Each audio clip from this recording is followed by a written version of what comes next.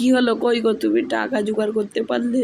না টাকা জোগাড় করতে পারলে যে ওরা আমাদেরকে প্রাণে মেরে দিবে। না গো গিন্নি, টাকা জোগাড় করতে পারলাম না, শেষ পর্যন্ত মনে হচ্ছে আমাকে গরুটাই বিক্রি করে দিয়ে টাকা জোগাড় করতে হবে। দেখি চাষি আছে না, এই গরু বিক্রিটা করে দিয়ে আসতে হবে, আর কি করা। মশাই, এই গরুটা নেবে? আমি নিজের হাতে একে মানুষ করে বড় করেছি, খুব তাজা আছে গরুটা। গরু কিনা আর বেচা আমার এটা তো কাজ, আমার তো এটাই ব্যবসা, না করলে আমার ছেলেমেয়েরা খাবে কি? তুমি গরুটা কতই দিবে বলো?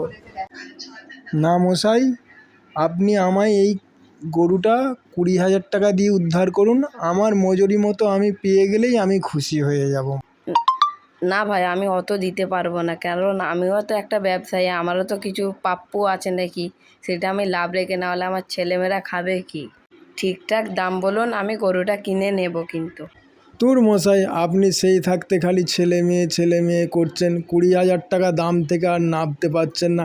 ঠিক আছে, ঠিকঠাক একটা দাম করে আমি দিচ্ছি, 18,000 টাকা লাস্ট, আপনি নিয়ে বাড়ি চলে যান।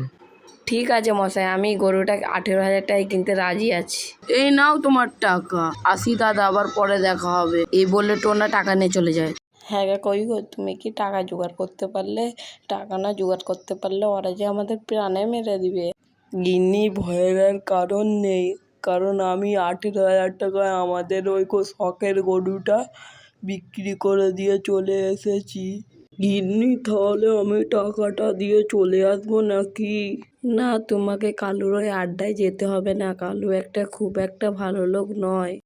কালু যখন নিজে টাকা আনতে আসবে তখন কালুকে টাকাটা দিয়ে দিও, 15,000 টাকা।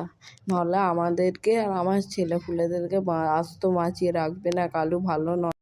কই গো পিন্টুদা, টাকা জোগাড় হয়েছে নাকি? যাচ্ছি বাড়িতে তোমার।